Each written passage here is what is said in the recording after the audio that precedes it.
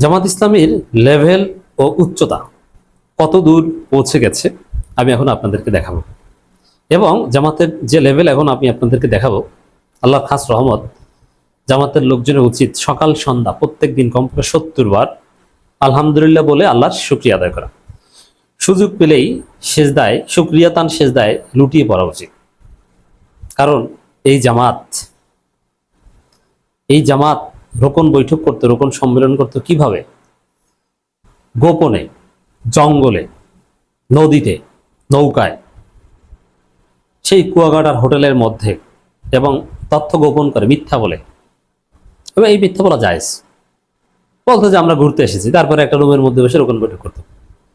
শিবিরের ছেলেদের সাথী বৈঠক, সদস্য বৈঠক বিশ্ববিদ্যালয় হলের ছাদে, কোনো এক জঙ্গলে, এবং আশেপাশে কেউ বিড়ি ধরাতো যাতে মানুষ বুঝে যে ওখানে বিড়ি করে আড্ডা দেয়, শিবিরের গন্ধ ওখানে থাকতে পারে না। এভাবেও শিবিরের সাথী বৈঠক করা হতো বা জামাত প্রোগ্রাম করছে। একটা পর্যায়ে এভাবে জঙ্গলে কিংবা কারো বাসা বাড়িতেও করতে পারতো না। কারণ কোনো একটা বাসায় টুপি পরা বা ছোট ছোট দাড়িওয়ালা যদি কিছু লোকের আনাগোনা কেউ লক্ষ্য করতো, তাহলে আশেপাশের আওয়ামী লীগের লোকজন খোঁচাতো এবং তারা খোঁজ খবর নিয়ে এটা ধরিয়ে দিত। তারপরে করা শুরু করলো ভার্চুয়াল, যে যার ঘরে থাকবে, ভার্চুয়ালি আমরা রোকন বৈঠক করব, আমির জামাত ভার্চুয়ালি পার্টিসিপেট করবেন। কি কষ্ট এবং কি নির্যাতন, কি ভয়াবহ অভিজ্ঞতার মধ্য দিয়ে জামাতকে পার পেতে হয়েছে। জামাতের লোকজন একসাথে বসে চা খেতে পারতো না। এটা কি আধুনিক সভ্য কোনো রাষ্ট্র? শিবিরের ছেলেরা কেউ কেউ সেই মৌলভীবাজার হাওরে ঘুরতে যেত, সেখান থেকে তাদেরকে জঙ্গি সাজিয়ে গ্রেপ্তার করে জেলে পাঠানো হতো, অনেকের জীবন তামাতামা হয়ে যেত। কি নৃশংসতা! সেই জামাত এখন তাদের রোকন সম্মেলন বা রোকন বৈঠক করে কোথায় জানেন? যে এলাকায় রোকন বৈঠকটা করছে ওই এলাকার অভিজাত কোনো হোটেল, রেস্টুরেন্ট, কমিউনিটি সেন্টার কিংবা রাজনীতির যে প্রাণকেন্দ্র সেই সব জায়গায়। এবং সামনে দেখবেন যে জামাতের বিভিন্ন মিটিং হবে শহীদ মিনারের সামনে, প্রেস ক্লাবের সামনে, সামিয়ানা টারিয়ে। সেই পর্যায়ে, সেই উচ্চতায় জামাত পৌঁছে গেছে। কেন্দ্রীয় শহীদ মিনারে জামাত আলাদা প্রোগ্রাম করছে, শহীদ মিনারে যাচ্ছে, স্মৃতিসৌধে জামাত আলাদা প্রোগ্রাম করবে, যাচ্ছে, অলরেডি গিয়েছে। এই পর্যায়ে জামাত পৌঁছে গেছে। যারা এদেশে মানুষ ছিল না, যাদেরকে হত্যা করলে বললেই হতো যে এরা জামাত কিংবা শিবির, এর মানে জামাত শিবির হত্যা করেছে, তাহলে মানুষ হত্যার যে অপরাধ, সে অপরাধে অভিযুক্ত হওয়া লাগতো না। যেমন শিবিরের কাউকে যদি হত্যা করা হতো, জামাতের কাউকে যদি হত্যা করা হতো হাসিনা আমলে, তাহলে আলোচনার বিষয় ছিল, এবং আমরাও এভাবে আলোচনা করতাম, যাকে হত্যা করা হয়েছে সে মানুষ না জামাত শিবির। যদি জামাত শিবির হয় তাহলে ওকে। এবং মিডিয়াগুলো এভাবেই খুঁজতো যে যাকে হত্যা করা হয়েছে, হত্যাকারী ব্যক্তিকে আসলেই জামাত শিবির, তাহলে ওকে, নো প্রবলেম, জামাত শিবির হত্যা করা যায়। আর যদি সে জামাত শিবির না হয়, তাহলে তুমি মানুষ হত্যা করেছো। এর মানে জামাত কিংবা শিবিরকে মানুষ মনে করা হতো না।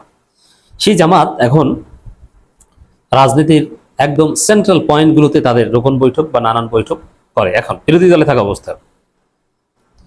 দর্শক, এটার উপর ভিত্তি করে বলা যায়, ভরসা রাখুন জামাত আগামীতে ক্ষমতায় আসবে। আল্লাহ রাব্বুল আলামিন জামাতকে ওই অমানবিক পর্যায় থেকে আজকে এই পর্যায়ে এনেছে। আল্লাহ নিঃসন্দেহে জামাতকে ক্ষমতা নিবে বলেই ওই পর্যায় থেকে এই পর্যায়ে উত্তরণ করে এনেছে, নইলে ওই অবস্থা থেকে এই অবস্থা আসার কথা না। দর্শক, শুধু এটা না, সব ক্ষেত্রে দেখেন, জামাত মানে স্বাধীনতা বিরোধী দেশে থাকার কোনো অধিকার নাই। এরা এই সেই অমুক তমুক পাকিস্তানি। আর এখন সেই জামাতের আমিরের গাড়িতে রাষ্ট্রের পতাকা, রাষ্ট্র তাকে পতাকা তুলে দিয়েছে, এবং ওয়ারেন্ট অফ প্রেসিডেন্ট অনুযায়ী রাষ্ট্রের পঞ্চম গুরুত্বপূর্ণ ব্যক্তি এবং বাংলাদেশের পার্ট অ্যান্ড পার্সেল। এই জামাতকে বাদ দিয়ে সংসদ অকার্যকর, সরকার চলে না, সংসদের প্রধান বিরোধী দল। আল্লাহ রাব্বুল আলামিন এই বিরল সম্মাননা জামাতকে দিয়েছে, ক্ষমতায় আল্লাহ নিবেন।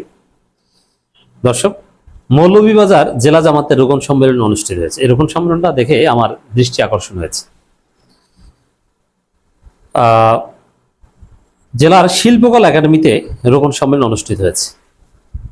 এই শিল্পকলা academy, I repeat some terminologies, শিল্পকলা একাডেমি, শহীদ মিনার, স্মৃতিসৌধ, মহানগর নাট্যমঞ্চ, প্রেস ক্লাব, এরকম কিছু জায়গা আছে যেগুলোতে জামাতের লোকজন কেউ চা খেতে যাবে এটা অসম্ভব ছিল। এমনকি শিবিরের ছেলেরা, জামাতের ছেলেরা কখনো চা খেতে গেলে বা কোনো সাংবাদিকদের সাথে একটু সম্পর্ক করতে যায়, ওইসব জায়গায় যদি যেতে চাইতো তাহলে হাতে বিড়ি ধরিয়ে তারপরে যেত, কারণ যাতে মানুষ মনে করে যে ওর হাতে তো বিড়ি, ও জামাত কিংবা শিবির হতে পারে না। কিন্তু ওই লোক আসলে জামাত শিবির ছিল, সে বিড়ি ধরিয়েছে মূলত নিজেকে নন জামাত প্রমাণ করার জন্য, কারণ জামাত হলে ওখানে যাওয়া যাবে না। সেই জামাত এখন শিল্পকলা একাডেমিতে তাদের রোকন সম্মেলন করে। শিল্পকলা একাডেমিতে যেত শাহবাগীরা, এখন জামাত সেখানে অ্যাক্সেস পেয়েছে, জামাত সেখানে যাচ্ছে। নাট্যমঞ্চ থেকে শুরু করে এরকম যত জায়গা আছে, সরোয়ার্দী উদ্যানে মহানগর নাট্যমঞ্চ আছে, ওখানে নাটক, গাজার আসর বা এগুলো বসে। সামনে দেখবেন যে জামাতের দারসুল কোরআন, রমনা থানা জামাতের, শাহবাগ থানা জামাতের দারসুল কোরআন মহানগর নাট্যমঞ্চে অনুষ্ঠিত হচ্ছে। তো জামাত ক্ষমতার সকল কেন্দ্রে পৌঁছে যাচ্ছে।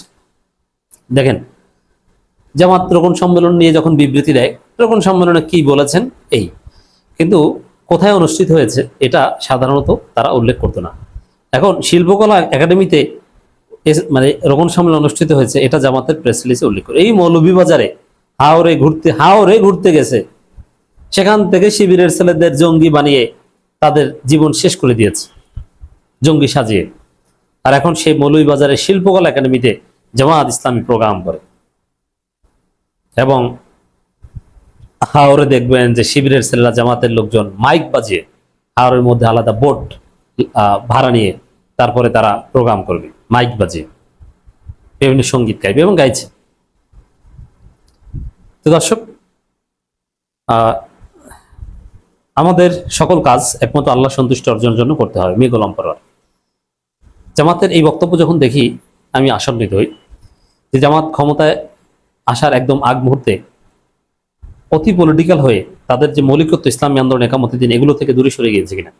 যেমন আপনি যদি গত 1 মাসের জামাতের অফিসিয়াল পেজে তাদের সমস্ত প্রেস রিলিজ এবং কার্যক্রম দেখেন, আল্লাহর জমিন, আল্লাহর দিন প্রতিষ্ঠা করা, আল্লাহ সন্তুষ্টির জন্য আমাদের কাজ, আমাদের রাজনীতি, এটা আল্লাহর জন্য, এ ধরনের কোনো বক্তব্য আছে কিনা আপনি গত 1 মাসে দেখাতে পারবেন না।